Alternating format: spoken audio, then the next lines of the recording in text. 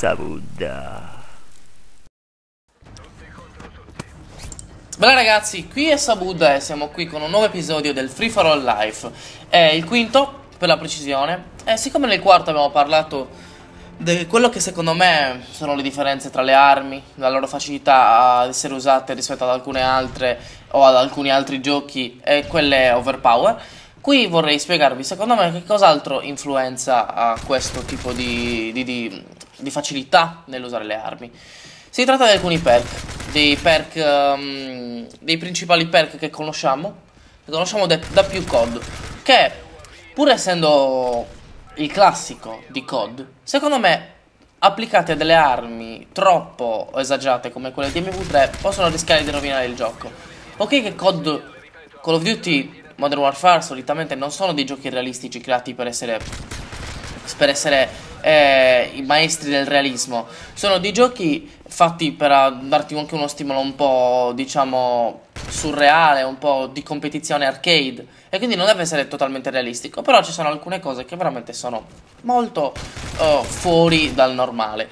Ad esempio, una cosa che a me più dà fastidio è mira stabile. Ovviamente la uso perché giocando a questo gioco, avendo a disposizione questo strumento, perché non usarlo? Però mira stabile, secondo me è una scemenza totale. In più è applicato a quelle armi che da sole hanno un ratto di fuoco incredibile, che da sole fanno un danno incredibile e che da sole sono devastanti, tipo l'FMG9 Akimbo, ad esempio. L'FMG9 Akimbo con mira stabile ti distruggono ancora di più.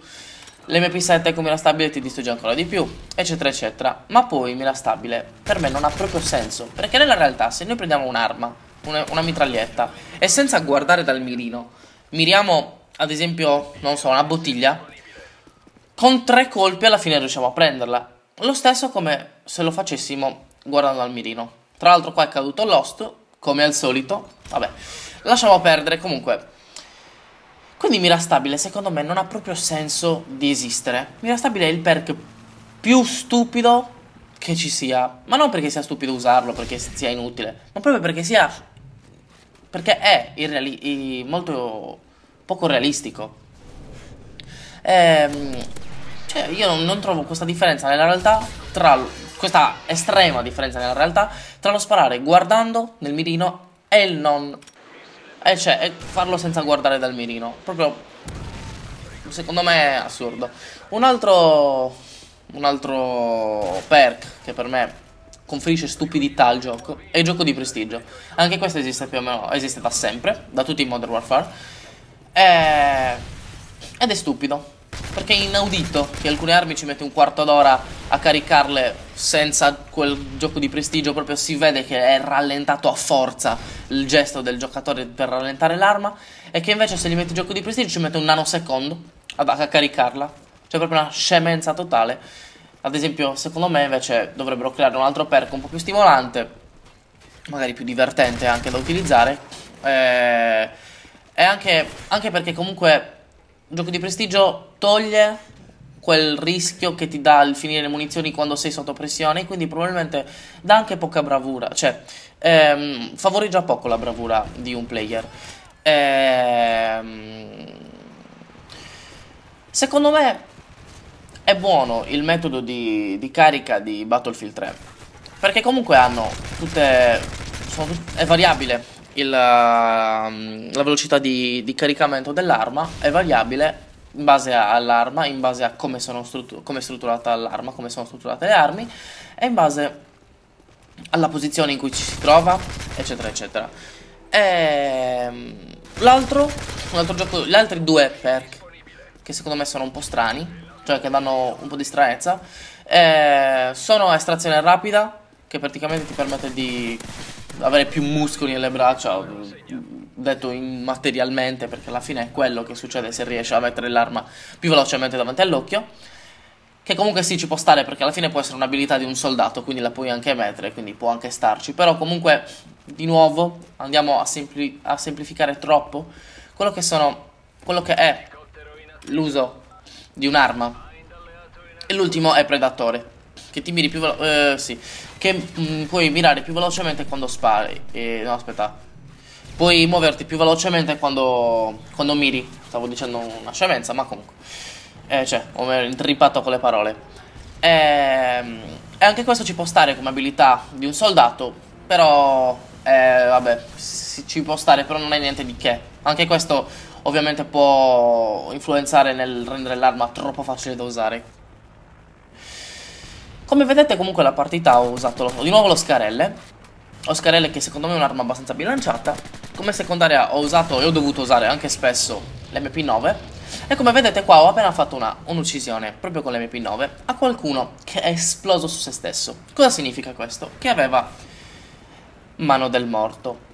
E a questo punto ne approfitto per parlarvi di quello che secondo me sono le serie di morti. Secondo me le serie di morti sono una delle rovine del gioco. Era più bello quando in COD 4 non c'erano. Sì, ok, tu sei sfigato che sei morto 4 volte, vuoi riprenderti, però secondo me il riprendersi non è il modo più giusto, mettere delle cose da nabbi. Perché alla fine, se tu ti riprendi, ti devi riprendere con il tuo merito, in modo da infogarti, in modo da poter riprenderti nella partita, da avere un buonissimo risultato dopo, perché ti sei infocato da solo, non ti ha aiutato una cosa che esplode in faccia agli avversari quando muori. Cioè, secondo me questa è un po' un virus del gioco. L'hanno messo in MV2 e l'hanno messo in MV3 sbagliando, perché poi sono tutte quelle cose che danno fastidio a tutti. E sono Energizzato, vabbè, Energizzato è una scemenza, Vendetta lo stesso, alla fine Vendetta in tutti contro tutti, cioè, nelle partite che non sono un uno contro uno non serve a un tubero. La stand, Martirio e Mano del Morto sono delle schifezze incredibili, perché alla fine favoreggiano il nabismo, la corrente del nabismo creatasi nel 1999 nell'uscita dei primi FPS. Vabbè, lasciamo perdere queste scemenze. Comunque, e poi punte vuote. Punte vuote ci può stare.